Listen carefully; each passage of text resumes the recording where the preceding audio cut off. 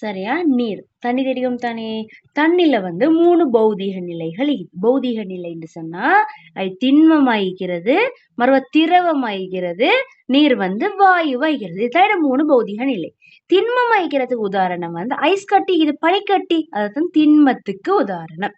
திரவம். திரவத்துக்கு உதாரணம் என்னது? நீர்ட தண்ணி, நான் குடிக்கிற தண்ணி அது.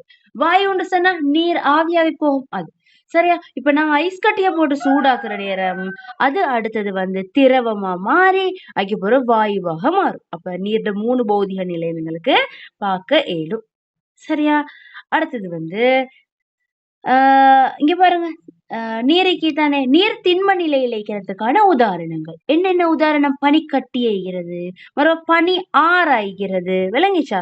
இதுகள் எல்லாம் வந்து சொல்லலும். இந்த பனி ஆறிக்குதே, இந்த பனி ஆறுன்னு சொல்றது எப்படின்னா இப்படி பனி பாறைகளாக இருக்கும். என்ன செய்யும்? இப்படி இப்படி மூவ் ஆகும். அங்கிட்ட இங்கிட்ட அசைஞ்சு அசைஞ்சு போகும். இப்படி கட்டி ஆகிறது, அப்படி அசைஞ்சு அசைஞ்சு போகும். இதுதான் சொல்ற பனி ஆறுன்னு சொல்றேன். கிளசியர்னு சொல்லி இன்னொரு பேர் உண்டு இது.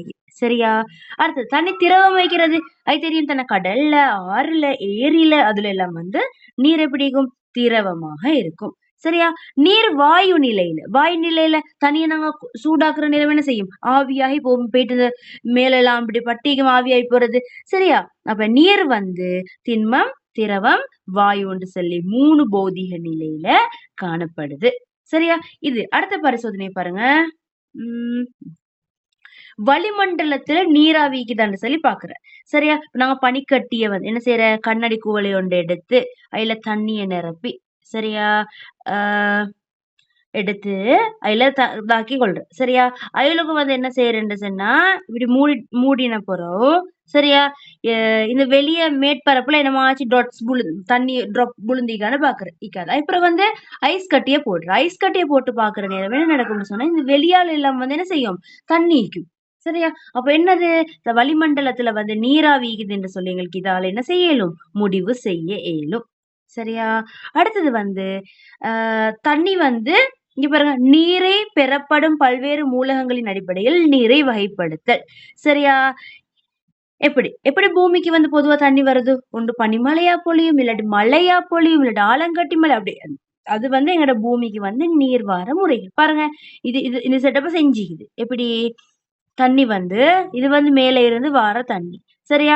பாருங்க, சில டிராப்ஸ் வந்து இப்படி உள் நோக்கி போகுது. சிலது பாருங்க இந்த மேற்பரப்புலயே இருக்குது. அப்ப சில தண்ணி வந்து என்ன செய்யும்? இப்படி மேற்பரப்புலயே நின்றும். சிலது என்ன செய்யும்? மேல இருந்து வார தண்ணி நிலத்து உள்ளுக்கும் என்ன செஞ்சிரும்? பெற்றும். சரியா? இந்த இதை செஞ்சு வச்சுக்கிறாங்க பாருங்க. கல்லு, பரல்கள், மணல், களிமண் எல்லாம் போட்டு செஞ்சுக்கிறாங்க. இது இப்படி வார தண்ணியில சில தண்ணி இப்படி மேலேயே நிக்கும், சிலது பாருங்க ட்ரப் ட்ரப்பா உள்ளுக்கு போகுது. விளங்கிச்சா? இது வந்து நீர் வந்து சரி எப்படி மண்ணுக்கு வருது, எங்க இங்க ஈக்குது அப்படி. விளங்கிச்சா? இப்படி மண்ணுக்கு இப்படி நீர் வருது, இதுக்கு நாங்க சொல்ற படிவு வீழ்ச்சின்னு சொல்றோம். என்னது? மேல இருந்து கொட்டுறது. சரியா? படிவு வீழ்ச்சி. வானத்துல இருந்து கொட்டுறது. அப்படி இப்படி வார தண்ணிகளுக்கு சொல்ற படிவு வீழ்ச்சின்னு சொல்லு. சரியா? அதோட வந்து சிலது வந்து என்ன செய்யும்? இந்த மண், பரல் அது உள்ளுக்கு போச்சு தானே? அதே மாதிரி என்ன செய்யும்? பூமியில உள்ளுக்கு போற தண்ணி. சரியா? அதுக்கு நாங்க சொல்றது வந்து நிலக்கீழ் நீர்னு சொல்லி. நிலத்துள்ளுக்கு போனா நிலக்கீழ் நீர். சரியா? சிலது வந்து பாருங்க இப்படி மேல இப்படி தேங்கிக்குது, மேல நிக்குது தண்ணி. இதுக்கு சொல்றது நாங்க மேற்பரப்பு நீர். அப்ப மேல இருந்து வானத்துல இருந்து வாரது படிவு வீழ்ச்சி. சில தண்ணி மண்ணுள்ளுக்கே போயிட்டுரும். அதுக்கு என்ன சொல்றோம் நாங்க? நிலக்கீழ் நீர். மேற்பரப்புல இருந்துச்சுன்னு சொன்னா அதுக்கு நாங்க என்ன பேரு சொல்ற? மேற்பரப்பு நீர். சரியா? சரியா? அப்ப இயற்கையில வந்து நீர் வந்து பெறப்படுற முறைகள் 3. படிவு வீழ்ச்சி, மேற்பரப்பு நீர், நிலக்கீழ் நீர். இதான் 3. சரியா? படிவு வீழ்ச்சின்னு சொல்றது என்னது? என்ன சொன்னேன்? மேல இருந்து வர இயற்கை சூழல்ல மழையா, பனியா, பனிமழையா, பனிக்கட்டி மழையா, ஆலங்கட்டி மழையா, இப்படி பூமிக்கு தண்ணி வார், எங்க நிலத்துக்கு தண்ணி வார். மேற்பரப்பு நீர்ன்னு சொன்னா என்ன செய்யற? இப்படி மேல சேர்ந்திக்கிற தண்ணி. யார் யார் இப்படி மேல இருக்கிற தண்ணிகள்? கடல் தண்ணி ஐக்கியம், ஆறு, ஓடை, ஏரி, தடாகம் எல்லாம் இப்படி மேல விளங்குறதுக்குள்ள தண்ணி. சில தண்ணி என்ன செஞ்சு உள்ளுக்கு போச்சு. அப்படி உள்ளுக்கு போன தண்ணி உள்ளுக்கு இந்த நாங்க தோண்டி ஆறுல தண்ணி எடுப்போம், கிணத்துல ஊத்துல எல்லாம் உள்ளுக்குள்ள தண்ணி தானே. அப்ப அதெல்லாம் வந்து நிலக்கீழ் நீருக்கு வந்து உதாரணம். அடுத்தது உப்பு ஈக்கிற அளவு அடிப்படையா கொண்டு தண்ணிய வந்து பிரிக்கிறாங்க 3க்கு. சரியா? உப்பு வந்து ஈக்கிறதுக்கு அடிப்படையில பிரிக்கிறாங்க. சரியா? நல்ல உப்பு இருந்தா அந்த தண்ணிக்கு பேர் சவர் நீர். யாரு? கடல் சாரி உவர்நீர். உவர்நீர்னு சொல்றது அப்படி உப்பு உள்ளது கடல் தண்ணி. அடுத்தது வந்து என்னது? சவர் நீர். உப்பு தண்ணியும் மிக்கும் நல்ல தண்ணியும் மிக்கும் ரெண்டும் கலந்த தண்ணி. அடுத்தது நன்னீர்.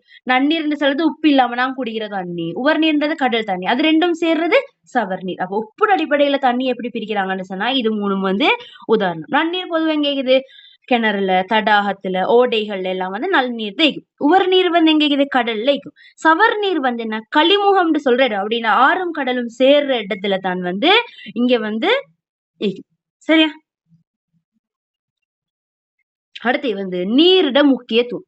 நீரிட முக்கியத்துவம் மனிதன செயற்பாடுகளுக்கு வந்து நீர் என்ன தேவை? குடிக்கிறதுக்கு, பிளான்ட் அப்படி தண்ணி வந்து ஊத்துறதுக்கு, உடுப்புகள் ஊறதுக்கு, குளிக்கிறதுக்கு, கரண்ட் உற்பத்தி செய்யறதுக்கு எல்லாம் வந்து நீரிட முக்கியத்துவம் கேட்டா நீங்க இதுகளை சொல்லணும். சரியா? அடுத்தது ஒரு உயிர் அங்கி ஒன்று வாழணும்னு சொன்னா ஒரு அங்கி ஒன்று வாழணும்னு சொன்னா அதுக்கு தண்ணி வந்து தேவை. சரியா? ஏன்டா கழிவகற்றும் ஊடகமாக வந்து நீர் இருக்குது. அடுத்து வந்து விலங்குகளுக்கு வந்து சமன்பாடடைய செய்யற அதுக்கு வந்து நீர் தேவை.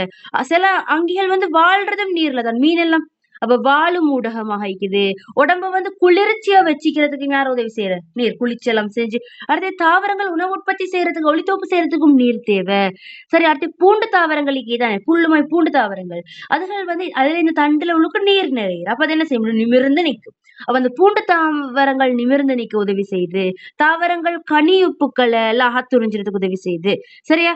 அடுத்து அங்கள் உடம்புல போசணை பதார்த்தங்களை கொண்டு செல்றதுக்கெல்லாம் நீர் என்ன செய்யுது? உதவி செய்யுது. சரியா? அப்ப நீரோட உயிரங்கிகளோட உயிர்நிலவுகைக்கு நீர் முக்கியத்துவம் என்னென்னு கேட்டா நீங்க இதுல ஏதாச்சும் ஒரு 5 பாடமாக்கி வச்சுக்கோங்க. சரியா?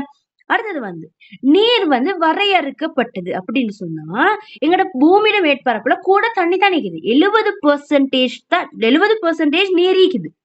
ஆனாலும் அதுல எங்களுக்கு குடிக்க பாவிக்க ஏழுமான தண்ணி 0.01 மட்டும் தான். விளங்கிச்சா?